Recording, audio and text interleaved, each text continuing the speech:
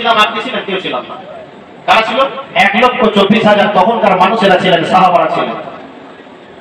উনি বললেন না হে আমার সাহাবারা, উনি কি বললেন? আইয়ুহান নাস, হে মানব সকল। খুব ভালো করে শুনবেন, আমি 72 দলের ব্যাখ্যা করছি। এই 73 দলের ব্যাখ্যা করছি, কোন দলটা জান্নাতি আর কোন 72টা জাহান্নামী তার ব্যাখ্যাটা আমি করছি। আগে তো একটা হাদিস বলেছি, সেই হাদিসের ব্যাখ্যাটা ওই আল্লাহ রাসূল সাল্লাল্লাহু আলাইহি ওয়াসাল্লামের হাদিস দিয়ে ব্যাখ্যা করছি। আল্লাহ রাসূল সাল্লাল্লাহু আলাইহি ওয়াসাল্লাম বললেন, আইয়ুহান নাস ইন্নী তারাকতু ফীকুম, আমি তোমাদের কাছে ছেড়ে যাচ্ছি দুটো জিনিস, তোমাদের কাছে ছেড়ে যাচ্ছি। মা ইন আখাযতুম বিহি, যদি তোমরা এই দুটোকে যদি পাকড়াও করে থাকো, ধরে থাকো, ধরে নিতে পারো, ধরে নিতে পারো, পাকড়াও করে নিতে পারো, লান তাদিল্লু, তোমরা কখনোই গোমরাহ হবে না, কখনোই না, কখনোই না, কখনোই না, কখনোই না, নেভার নেভার নেভার, কখনোই না, কখনোই না। তোমরা এই দুটো জিনিসকে যদি পাকড়াও করে নিতে পারো, তোমরা এই দুটো জিনিসকে যদি ধরে রাখতে পারো, তোমরা সারা জীবনে কখনোই তোমরা পথভ্রষ্ট হবে না, পথভ্রষ্ট হবে না। লান তাদিল্লু, লান তাদিল্লু, তোমরা কখনোই পথভ্রষ্ট হবে না। কালামুল্লাহ, এক নম্বর হচ্ছে আল্লাহর কালাম। কালামুল্লাহ কোরআন শরীফ, কিতাবুল্লাহ, আল্লাহর কিতাবে একটা জিনিস। ওয়া আহলি বাইতি ইতরাতি, ওয়া আহলি বাইতি ইতরাতি। আর দুই নম্বর হচ্ছে আমার আহলে বাইত ইতরাত, আমার আহলে বাইত। এই আহলে বাইতকে যদি তোমরা পাকড়াও করে থাকো, এই আহলে বাইতকে যদি পাকড়াও করতে পারো, এই দুটো জিনিস তোমাদের কাছে রেখে যাচ্ছি, এক কালামুল্লাহ, আল্লাহর কালাম, আর আহলে বাইত। এই দুটোকে যদি তোমরা পাকড়াও করে থাকো, লান তাদিল্লু, লান তাদিল্লু, তোমরা কখনো গোমরাহ হবে না, তোমরা কখনোই গোমরাহ হবে না। তাহলে দুটো জিনিস বললেন, আহলে বাইত আর কালামুল্লাহ, আল্লাহর কালাম। এই দুটোকে যদি তোমরা ধরে থাকতে পারো, লান তাদিল্লু, কখনোই তোমরা গোমরাহ হবে না। আচ্ছা, যারা গোমরাহ হবে না তারা আর 72 এর মধ্যে যাবে? কখনোই তারা 72 এর মধ্যে যাবে না। এবার দেখুন আল্লাহ রাসূল সাল্লাল্লাহু আলাইহি সাল্লাম কাদেরকে বলছেন? আল্লাহ রাসূল সাল্লাল্লাহু আলাইহি সাল্লাম 1,24,000 মানুষদেরকে বলছেন। যখন আল্লাহ রাসূল সাল্লাল্লাহু আলাইহি সাল্লাম বললেন আমার সমস্ত 72টা দল হবে জাহান্নামী, একটা দল হবে জান্নাতি, সাহাবারা বললেন ওই দলটা কোনটা? আল্লাহ রাসূল বললেন আমাকে যারা মেনে চলবে, আমার সাহাবাকে যারা মেনে চলবে, তাদেরকে যারা অনুসরণ করবে, তারাই হবে জান্নাতি। আর ওইখানে আল্লাহ রাসূল আরাফার ময়দানে খুতবা দিয়ে বললেন যে হে মানব সকল, আমি তোমাদের কাছে দুটো জিনিস রেখে যাচ্ছি, এক কালামুল্লাহ রেখে যাচ্ছি, আর আমার আহলে বাইত ইতরাত, আমার আহলে বাইত রেখে যাচ্ছি। এই দুটোকে যদি তোমরা পাকড়াও করে থাকো, তাহলে তোমরা পথভ্রষ্ট হবে না। আল্লাহুম্মা সাল্লি আলা সাইয়্যিদিনা মাওলানা মুহাম্মদ ওয়া আলা আলি সাইয়্যিদিনা মাওলানা মুহাম্মদ। আল্লাহ রাসূল সাল্লাল্লাহু আলাইহি সাল্লাম এক জায়গায় বললেন আমাকে যারা অনুসরণ করবে, আমার সাহাবাদেরকে যারা অনুসরণ করবে, ওই দলটা জান্নাতি। আবার আল্লাহ রাসূল আরাফার ময়দানে খুতবা দিচ্ছেন, সেখানে বলছেন হে মানব সকল, তোমাদের কাছে দুটো জিনিস রেখে যাচ্ছি, এই দুটো জিনিসকে যখন পাকড়াও করবে, তখন তোমরা কখনোই গোমরাহ হবে না, তোমরা কখনোই পথভ্রষ্ট হবে না, অর্থাৎ ওই 72টা দলের দিকে তোমরা যাবে না। তাহলে এটা আল্লাহ রাসূল সাল্লাল্লাহু আলাইহি সাল্লাম শেষ নসিহত করছেন। এই 72টা দল থেকে বাঁচার জন্য শেষ নসিহত করে গেলেন। কি বললেন? হে মানব সকল, আমার সাহাবী না, আল্লাহ রাসূল সাহাবী বলছে না, বলছে হে মানব সকল 1,24,000 তোমাদের কাছে আমি এই দুটো কথা বলে যাচ্ছি, যদি তোমরা কালামুল্লাহকে ধরে থাকো আর আমার আহলে বাইতকে ধরে থাকো, তাহলে তোমরা আমার সাহাবা হবে। আর যদি এইটা দুটোকে পাকড়াও না করে থাকো, আমার সামনে শুনে নিলে, আমার এই কথাটা শুনে নেবার পরে আমার আহলে বাইতের প্রতি যদি দুশমনি করো, আমার আহলে বাইতের প্রতি যদি তলোয়ার চালাও, আমার আহলে বাইতের যদি তুমি হিংসা করো, আর তাদেরকে যারা অনুসরণ করবে তারা 72 এর মধ্যে পড়ে যাবে, তারাই হবে জাহান্নামী।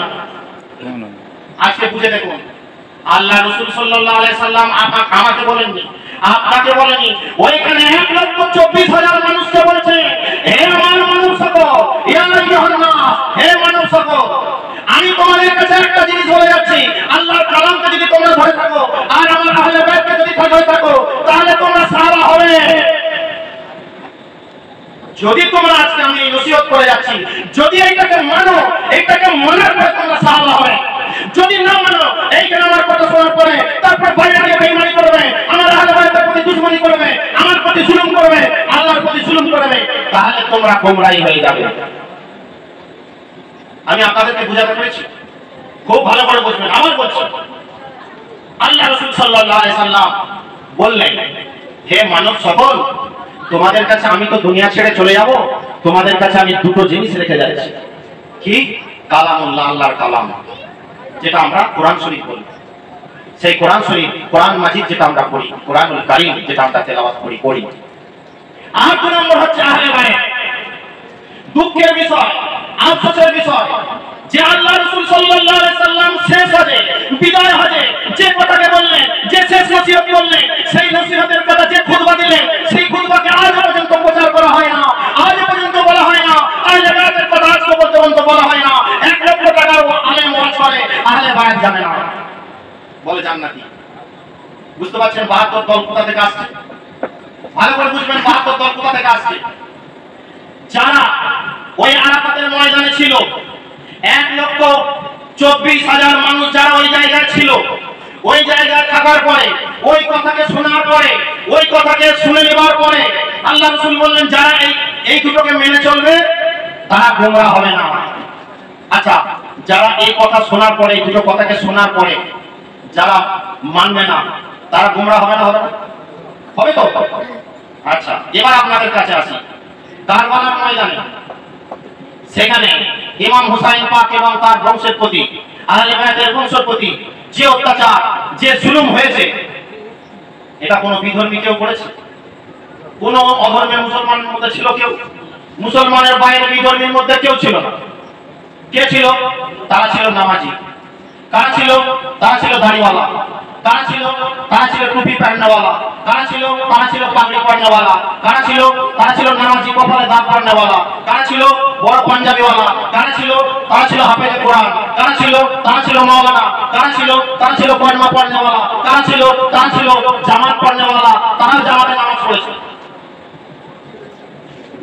এবার আল্লাহ রাসূল সাল্লাল্লাহু আলাইহি সাল্লাম বললেন, যদি এই দুটোকে তোমরা পাকড়াও করে থাকো তাহলে তোমরা গোমরাহ হবে না। আর যারা ওই কথা শোনার পরেও আল্লাহ রাসূলের কথার প্রতি বেঈমানি করেছে, তাদেরকে যদি সাহাবা বলা হয় কি হবে? আপনারা বিচার করুন। যারা ওই কথাকে শুনলো, আল্লাহ রাসূল খান এই কথাকে দিলেন, ওই খুতবাকে দিয়ে দিলেন, ওই কথাকে মানলো না, তারপরে বেঈমানি করলো, তাদেরকে আজকে আমরা সাহাবা সাজাচ্ছি, কি হবে?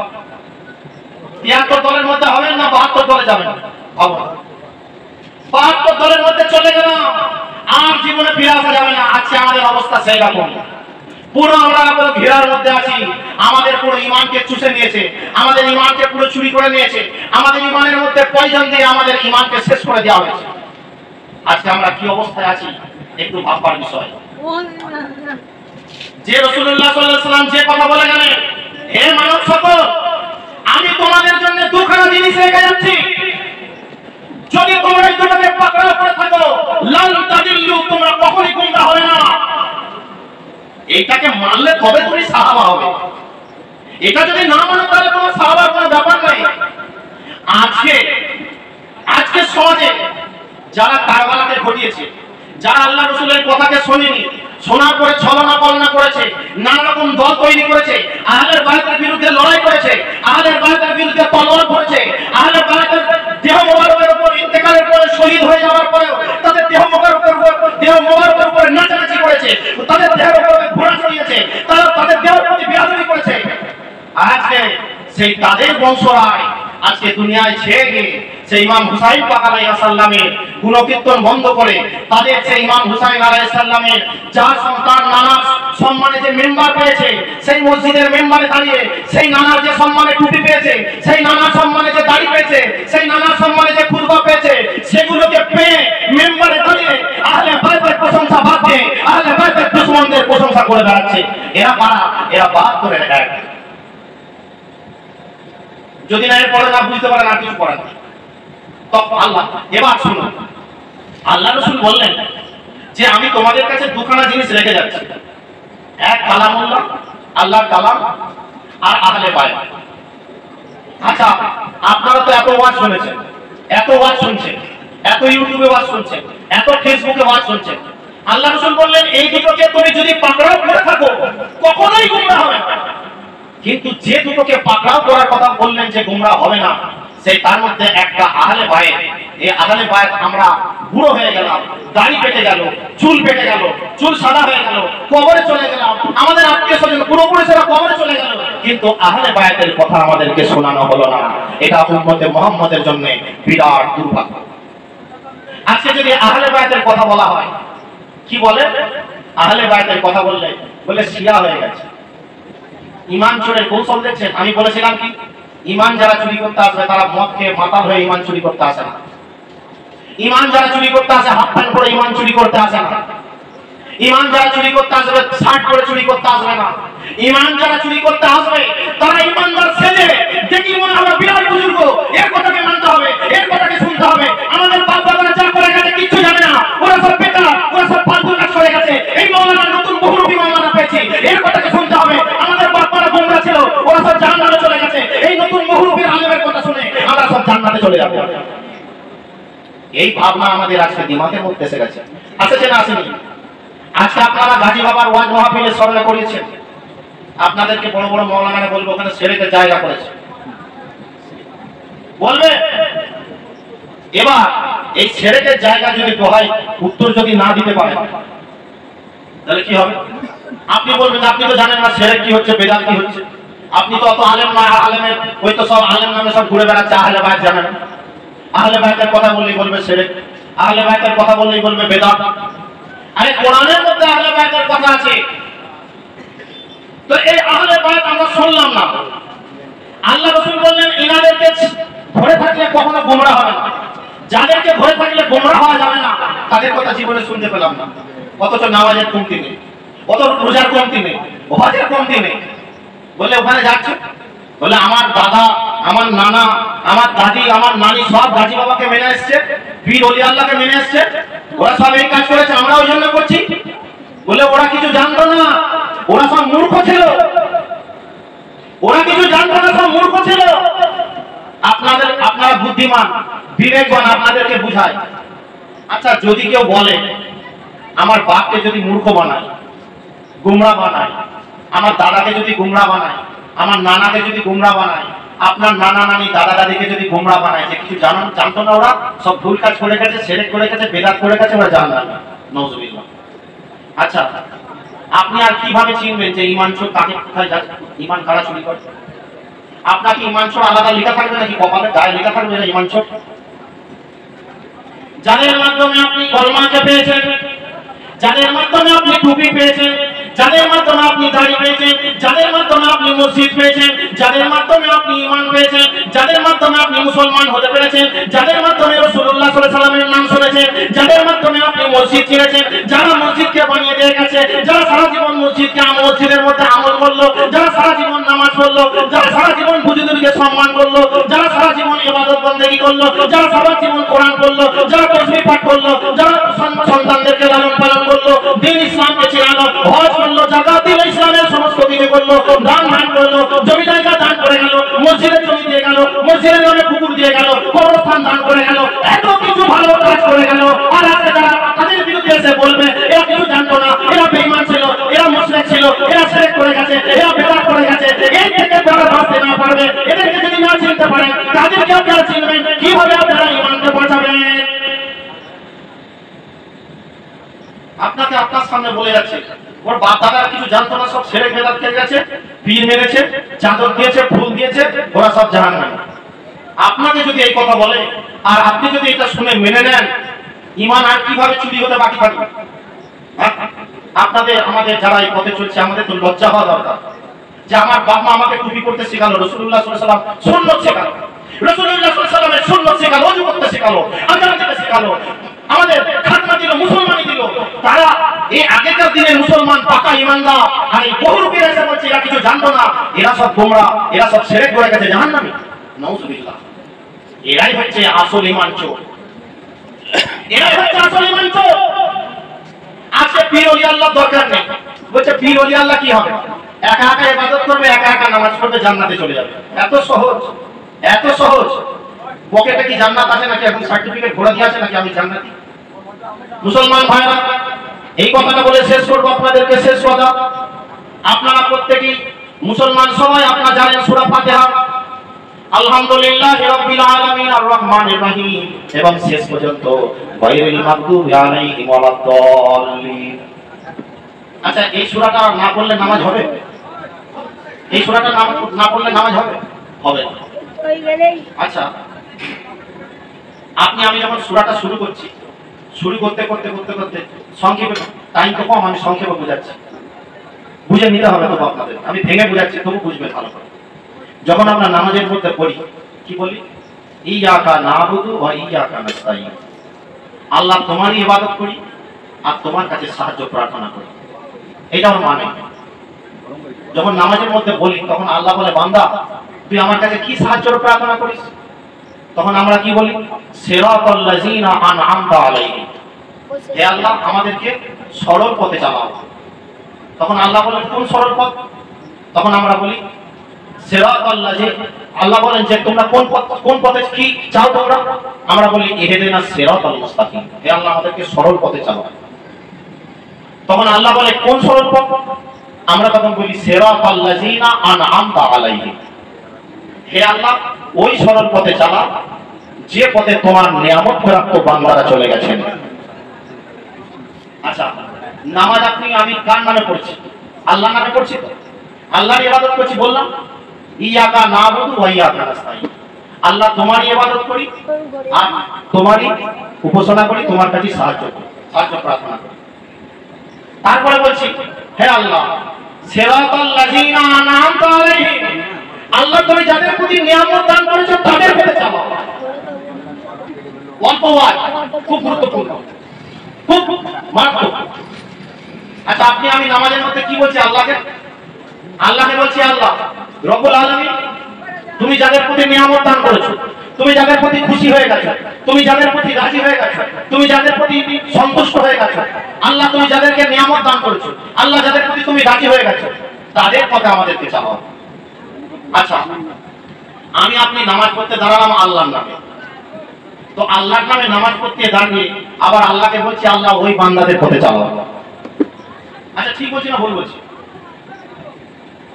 আমি তো আল্লাহর নামে নামাজ পড়তে দাঁড়ালাম, আল্লাহর নামে নামাজ পড়তে দাঁড়িয়ে আল্লাহকে বলছি তোমার ইবাদত করি, তোমার কাছে সাহায্য প্রার্থনা করি, আবার আল্লাহকে বলছি আল্লাহ তোমার নিয়ামত প্রাপ্ত বান্দাদের পথে চালাও। আচ্ছা, এই নিয়ামত প্রাপ্ত বান্দাদের পথে চালাও, এটা আমরা বলি না? বলি তো না? আমরা ছেড়ে দিই, এটা বলি তো। তো আমি আল্লাহর নামে নামাজ পড়তে দাঁড়িয়ে আবার আল্লাহকেই বলছি, হে আল্লাহ ওই সমস্ত মাহবুব বান্দাদের পথে আমাকে চালাও। এবার আপনাদের কাছে আমার প্রশ্ন, আপনার আল্লাহর নামে নামাজ পড়তে দাঁড়ালাম, তো আমি ওই লোকেদের কথা কেন বলবো আল্লাহ? আচ্ছা, যাদেরকে বলছি যে আল্লাহ ওই নিয়ামত প্রাপ্ত বান্দাদের পথে চালাও, নবীগণ, সিদ্দিকীন, শুহাদা, সালেহীন, ইনাদের পথে চালাও। আচ্ছা, আপনি যদি সারা জীবনে 80 বছর বয়সে যদি 1 কোটি রাকাত নামাজ পড়েন বা 1 লক্ষ রাকাত নামাজ পড়েন, তাহলে 1 লক্ষ বার এই কথাটা বলেছেন। আমি যদি 1 লক্ষ রাকাত নামাজ পড়ি, 2 লক্ষ রাকাত নামাজ পড়ি, তাহলে 2 লক্ষ বার এই কথাটা বলেছি। 2 লক্ষ বার এই কথাটা বলেছি যে হে আল্লাহ আমাদেরকে এই পথে চালাও। 2 লক্ষ বার এই কথাটা বলার পরে কোনদিন কি একবারও চিন্তা করেছি যে আমি নামাজের মধ্যে কাদের কথা বলে আসছি? আজকে তো বলছে পীর ওলি আল্লাহ বস, কিন্তু কারো দরকার না। তুমি নামাজের মধ্যে কি বলছো? সিরাতাল লাযিনা আন'আমতা আলাইহিম, হে আল্লাহ তুমি যাদেরকে নিয়ামত দান করেছো তাদের পথে চালাও। তো সারা জীবন আল্লাহকে বললাম আল্লাহ তাদের পথে চালাও, একবারও কি মনে হলো না জীবনে যাদের কথা বলছি তারা কারা? নামাজের মধ্যে বলে আসছি আল্লাহ তাদের পথে চালাও, আর বাইরে এসে বলছি ওরা আবার কি ছেড়ে, ওদেরকে মানা যাবে না ছেড়ে। আচ্ছা, এটা নামাজ হবে? নামাজ হবে? আমার শেষ হয়ে এসছে, আমি শেষ বুঝাচ্ছি, আপনাদেরকে বোঝাচ্ছি যে আমি আল্লাহকে বলছি হে আল্লাহ ইনাদের পথে চালাও, এই সমস্ত মাহবুব বান্দাদের পথে চালাও। আজকে যে জিকির মাহফিল হচ্ছে, এই যে স্মরণ সভাটা আমরা বসেছি, মাহফিল উরুসে বসেছি, এটা কোনটা? এটা হচ্ছে ওইটা সিরাতাল্লাযিনা আনআমতা আলাইহিম। আল্লাহ তুমি যাদের প্রতি নিয়ামত দান করেছো, আল্লাহ যাদের প্রতি তুমি খুশি হয়েছো, আল্লাহ যাদের প্রতি তুমি সন্তুষ্ট হয়েছো, তাদের প্রতি আমাদেরকে চালাও। সেই গুণগাথা, সেই গুণকীর্তন, তাদের প্রশংসা করার জন্য আজকে সেই স্মরণ সভা, তাদেরকে আমরা কোরআনের আয়াতকে সরাসরি মেনে চলছি। আর যারা এই কথাকে মানে না, যারা এই কথাকে মানে না, আল্লাহ ওলিদেরকে মানে না, তারা সূরা ফাতিহা মানে না, তারা সূরা ফাতিহা বোঝে না, সূরা ফাতিহা মানতে চায় না। অতএব আপনি আমি যেখানেই থাকি, পীর ওলি আউলিয়া গৌস কুতুবকে বাদ দিয়ে নামাজও নেই, রোজাও নেই, কোনো ইবাদত বন্দেগী কোনো কিছু নেই। আল্লাহ আমাদের সকলকে হেফাজত করুক। আল্লাহ আমাদেরকে পীর ওলি আউলিয়া গৌস কুতুবদের দামান ধরে চলবার তৌফিক দান করুক। আল্লাহ